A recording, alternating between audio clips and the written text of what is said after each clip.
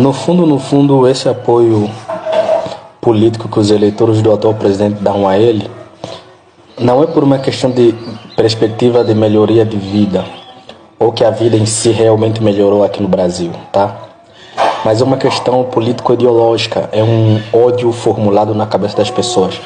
Então eles tendem a apoiar o presidente não porque ele está fazendo um bom governo, mas é porque ele é inimigo do Bolsonaro, né? Então é um apoio sem fundamento lógico, né? Isso acontece muito. Nós em Angola, por exemplo, tivemos um guerrilheiro. Você sabe que Angola é um país que viveu 30 anos de guerra por culpa dos comunistas. Que basicamente o que aconteceu? Quando Angola lutou pela independência, Angola conseguiu se libertar das mãos do colonizador português. E quando Portugal perdeu a guerra, então chegaram a um acordo, eram 3 movimentos de libertação. Chegou-se um acordo de que Portugal cederia a independência para Angola, mas o povo ia fazer uma eleição para, dentre os 3 movimentos de luta armada, escolher, né, qual dos líderes desse movimento ia ser o presidente da Angola através da eleição. Né? Os comunistas apoderaram-se de um momento em que os outros partidos estavam fazendo alianças estrangeiras, e os comunistas apoderaram-se do poder com apoio de Cuba, expulsaram outros movimentos da Angola e unilateralmente os comunistas declararam a independência da Angola com apoio de Cuba e usando a força, né? Então a revolução em Angola se deu nessa perspectiva. Os comunistas enganaram, tomaram o poder de forma ilegítima através das armas. Isso desencadeou uma guerra que durou 30 anos. 30 anos estivemos em guerra. Só que como os comunistas eram o governo na época, e são governos até hoje, 50 anos, quase 50 anos depois, a Angola só foi governada pelo Partido Comunista. Então, mecanismos de doutrinação em massa nos fizeram acreditar que Jonas Savimbi, que é esse guerrilheiro, era um demônio, era um maldoso. Mas tem uma frase muito marcante que Jonas Savimbi disse um dia, que é a seguinte: quando eu morrer, vocês saberão o motivo da minha luta. E ele hoje é falecido, né? Ele morreu em combate. Hoje a população angolana sabe que, apesar da guerra que gera mortes, a gente contra a guerra gera mortes, gerou caos social, gerou tudo. A população sabe que Savimbi estava lutando por um país melhor e por uma Angola mais democrática, mais livre, por uma Angola mais desenvolvida, por uma Angola que seria muito melhor se não fosse governada por comunistas. Mas nós só descobrimos isso depois que Savimbi morreu.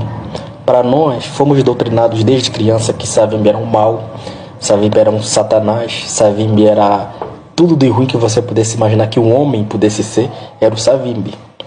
Tá? Mas hoje, com meios de informação, nós descobrimos que a história é outra, que a história é o contrário, que os maldosos são os comunistas, que só houve guerra em Angola porque os comunistas usurparam o poder. Então o que isso tem a ver com o Brasil? É a mesma coisa. Vocês rejeitaram o Bolsonaro não porque vocês fizeram uma análise político-ideológica profunda e coerente. Vocês simplesmente rejeitaram o Bolsonaro por uma questão de doutrinação, por uma questão de manipulação de informações. Vocês acreditaram numa vida fácil que foi prometida durante a campanha e vocês rejeitaram o presidente que estava colocando todas as coisas em ordem. Um dos poucos presidentes da história do Brasil que não se envolveu, da história recente, que não se envolveu em um escândalo de corrupção em massa. Você fala assim, relógio, cara, seria bom se todos os políticos no Brasil tivessem sendo investigados por ter pego um relógio das Arábia, né? Seria muito bom. Mas isso vocês vão se arrepender. Não porque eu desejo mal para o Brasil, não. Mas é o resultado daquilo que se planta, o que vocês plantaram, vocês vão colher. Vocês elegeram um comunista, um comuno socialista, vocês vão colher os frutos de um governo e políticas de Estado socialistas. Vocês votaram num cara que defende ditaduras mundo afora, vocês vão colher isso aqui. Vocês vão colher cerceamento de liberdades individuais em algum momento da vossa vida aqui no Brasil. Vocês vão colher prisões arbitrárias, isso vai acontecer. Quando chegar o ponto em que o socialismo começa a afundar, Porque hoje não tem mais o boom das commodities ou o boom do petróleo. A economia vai sucumbir. Essa gastança vai chegar um momento que a economia não vai suportar.